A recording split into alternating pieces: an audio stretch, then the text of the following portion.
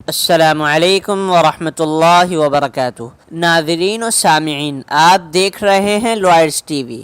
ناظرین، آج ہم ایسے ٹاپک کے متعلق بات کریں گے جس کی انتہائی اس دور میں ضرورت ہے، اور وہ ہے شجر کاری۔ اللہ کے رسول صلی اللہ علیہ وسلم نے 1440 سال پہلے اس بارے میں رہنمائی فرمائی تھی۔ اللہ کے رسول صلی اللہ علیہ وسلم نے فرمایا، صحیح مسلم کی روایت ہے 1552، ما من مسلم یغرس غرسا، جو مسلمان، کوئی بھی مسلمان کوئی پودا یا درخت لگاتا ہے، الا کان ما اکل منہ لہ صدقہ، تو اس سے جو کچھ کھا لیا جائے وہ اس کے لیے صدقہ بن جاتا ہے۔ وما سرق منہ لہ صدقہ، اس سے جو کچھ چوری ہو جائے وہ اس کے لیے صدقہ بن جاتا ہے۔ وما اکل السبع منہ فہو لہ صدقہ، درندے اس سے جو کچھ کھا جائیں وہ اس کے لیے صدقہ ہے۔ وما اکلت الطیر فہو لہ صدقہ، جو کچھ پرندے چگ جائیں اس سے کھا لیں وہ اس کے لیے صدقہ ہے۔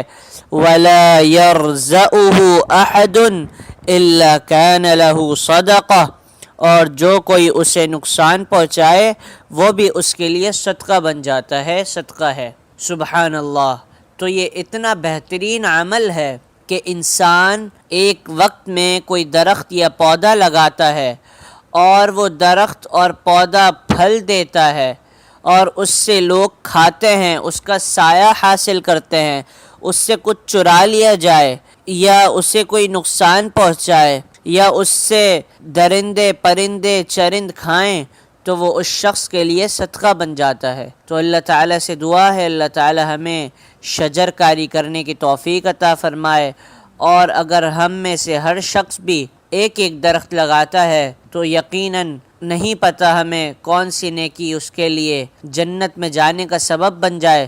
اللہ تعالیٰ سے دعا کرتے ہیں کہ اللہ تعالیٰ ہمیں اس حدیث نبوی صلی اللہ علیہ وسلم پر عمل کرنے کی توفیق عطا فرمائے، اور یہی عمل ہمارے لیے جنت میں جانے کا باعث بنائے، اور اس نیکی کو شیئر کر کے آپ بھی نیکی میں شامل ہو جائیں۔ السلام علیکم ورحمۃ اللہ وبرکاتہ۔